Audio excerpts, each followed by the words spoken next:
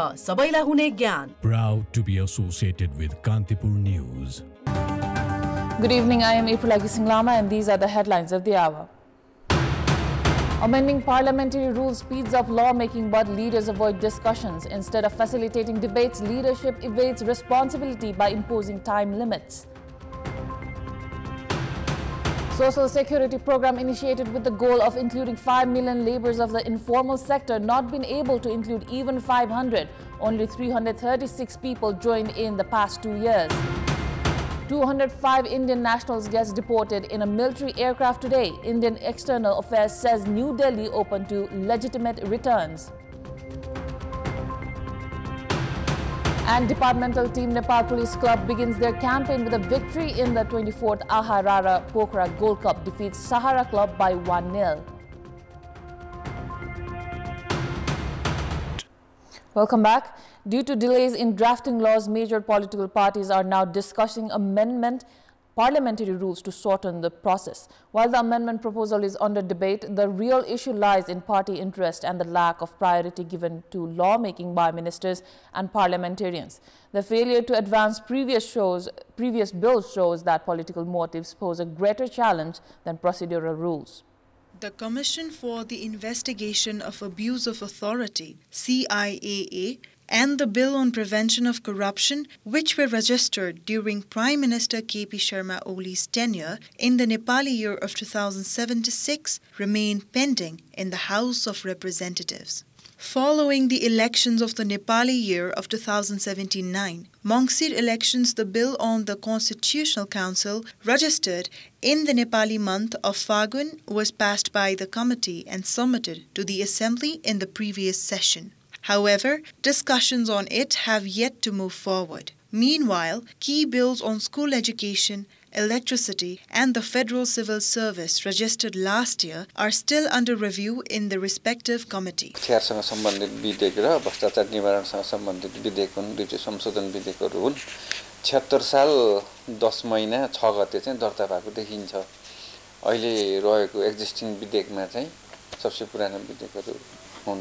यो चाहिँ दुईटै राष्ट्रिय सभामा दर्ता भएका विधेयकहरू हुन्। राष्ट्रिय सभाबाट 77 मा पारित भएर 79 मा चाहिँ प्रतिनिधि सभामा आए।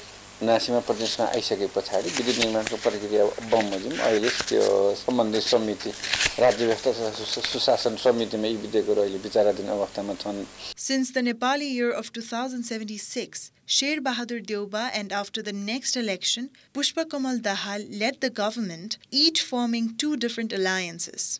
However, the civil bill which was withdrawn at the last moment in the previous term has barely entered monthly discussions, suggesting that the issue lies not in regulations but in the working style of the political parties.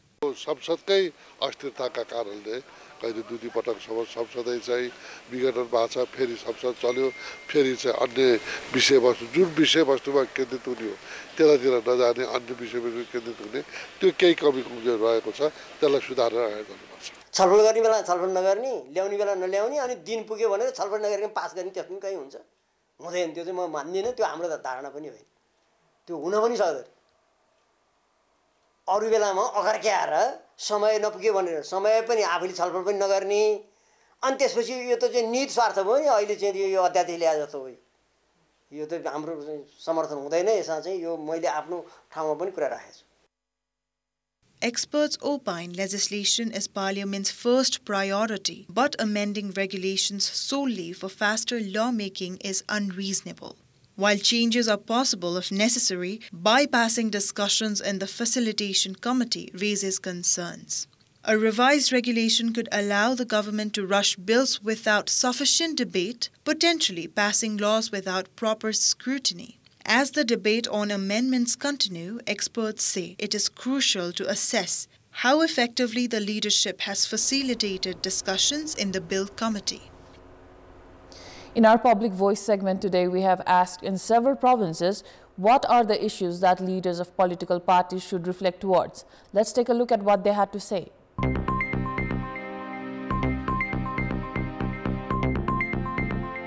हामीलाई चाहिँ चाहेको नेता कस्तो भने श्रमजीवी के दलको मान्छेहरूले त यो देशको कानुन त बुझेरै गर्नुपर्छ कि जस्तो लाग्छ। अहिले जनता एकदमै निराश भएको छ र यो निराश जनतालाई कसरी मतलब कि आशावादी बनाउने हो त्यतातिर राजनीतिक दलले आफ्नो काम गर्नुपर्छ। नयाँ नेपाल बनाउनुको लागि युवाहरू अत्यन्तै आवश्यक छ हाम्रो मुलुकमा।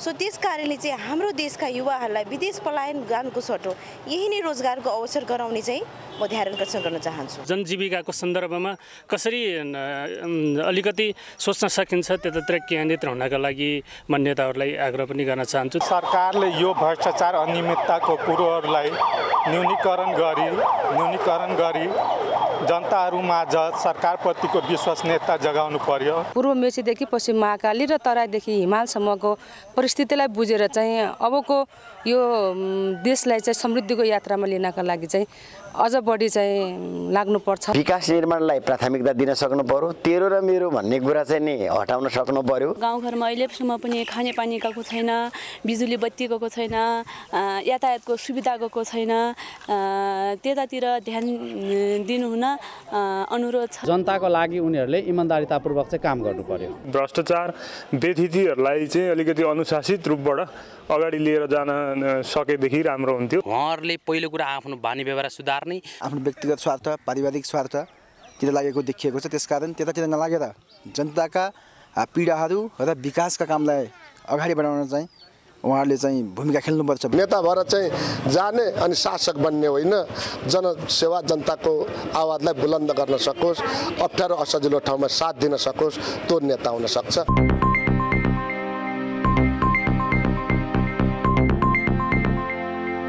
In 2 years, fewer than 500 informal workers have joined the contribution-based social security program, which aimed to cover 5 million. Due to lack of local-level leadership, government's plan to include informal and self-employed workers has largely failed.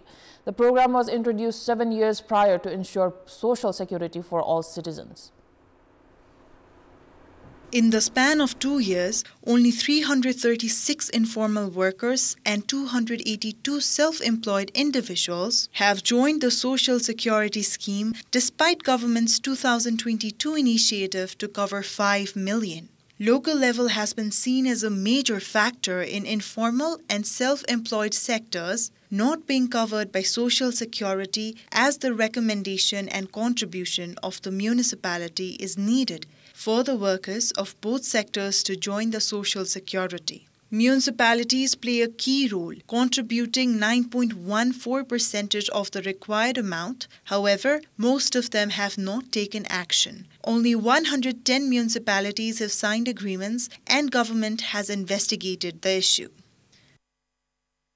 Policy आयो त्यसलाई चाहिँ हामीले त्यही ढंगबाट अगाडि बढाउन नसकेका चाहिँ साँचो नै हो। जसको लागि यो कार्यक्रम ल्याइएछ उहाँहरू आफैलाई चासो छैन जस्तो लाग्छ कि सामाजिक सुरक्षा कोषको बारेको जुन कन्सेप्ट छ त्यहाँ यो अहिलेसम्म हामीले यो कन्सेप्ट बुझाउन सकेका छैन, त्यो कुरो म स्वीकार गर्दछु। The fund states that municipalities failed to convey the importance of Social Security, preventing its reach to informal and self-employed workers. It expects municipalities to take the lead. र पालिकाले एक किसिमको कार्यविधि बनाएर विभिन्न पालिकाले त्यो थाली पनि सकेका छन् र त्यही सिको गरेर अरूले पनि गर्दैछन्। सबभन्दा पहिलो पञ्जीकरणको कुरा छ र अनौपचारिक क्षेत्रमा के पनि छ भने एउटा व्यवस्था चाहिँ सरकारले सहयोगदान गर्ने भन्ने व्यवस्था छ कि र सरकारको सहयोगदान भएपछि र पञ्जीकरण भएपछि यो अलिकति बढेर आउनेवाला छ। Trade unions advocate for including informal sectors workers of transportation, construction, agriculture and social security, and emphasize the need for legal and structural reforms to achieve government's goals. नीतिगत तहमा भएका समस्याहरूलाई समाधान गर्न सक्यौं भने अब इन्फर्मल र स्वरोजगार क्षेत्रमा चाहिँ लागू हुन्छ भन्ने कुरा।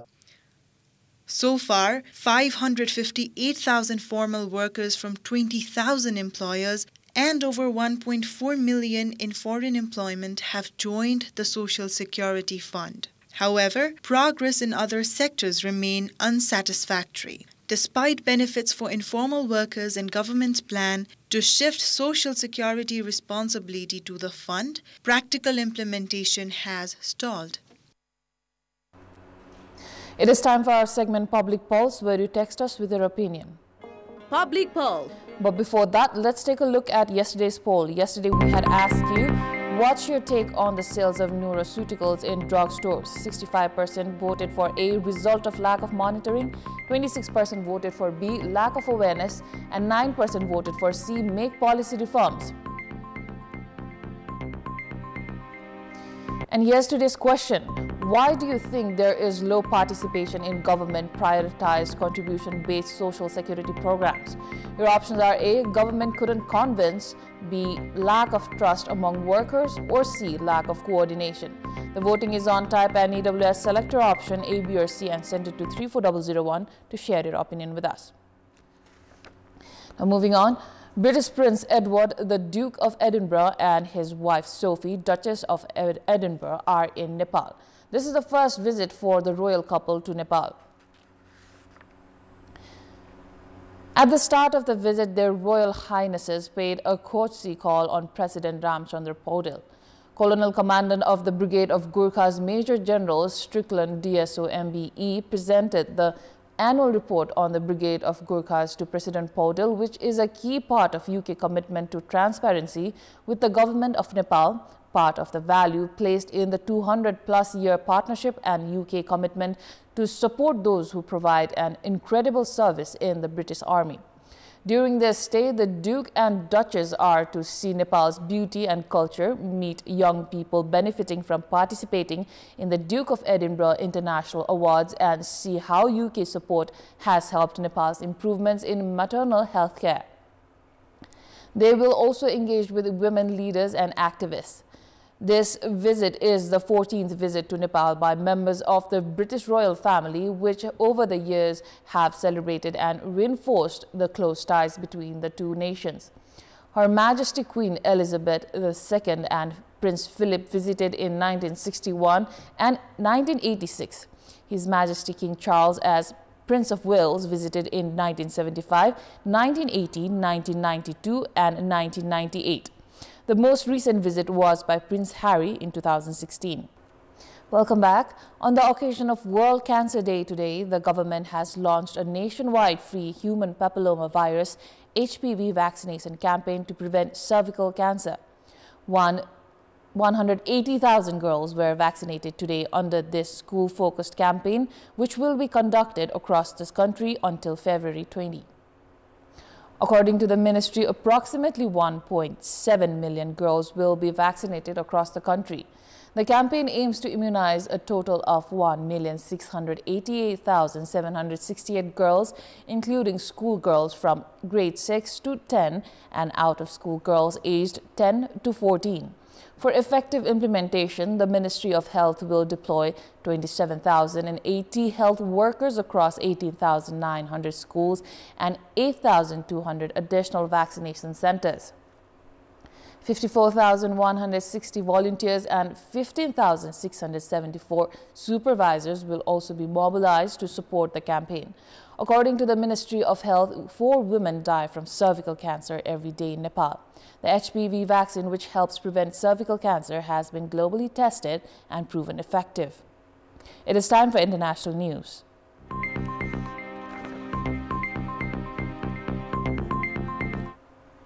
A total of 205 Indian nationals who had illegally entered the U.S. have been deported on a U.S. military aircraft that took off from Texas.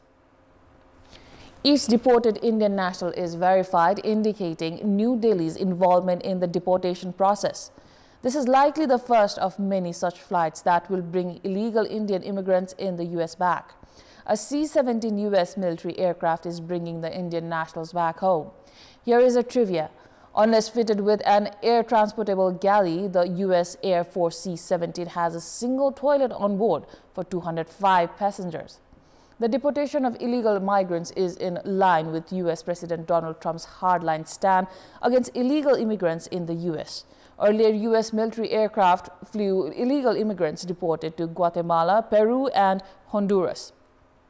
The first round of deportation of illegal Indian nationals has taken amid reports that Prime Minister Narendra Modi would fly to the U.S. next week.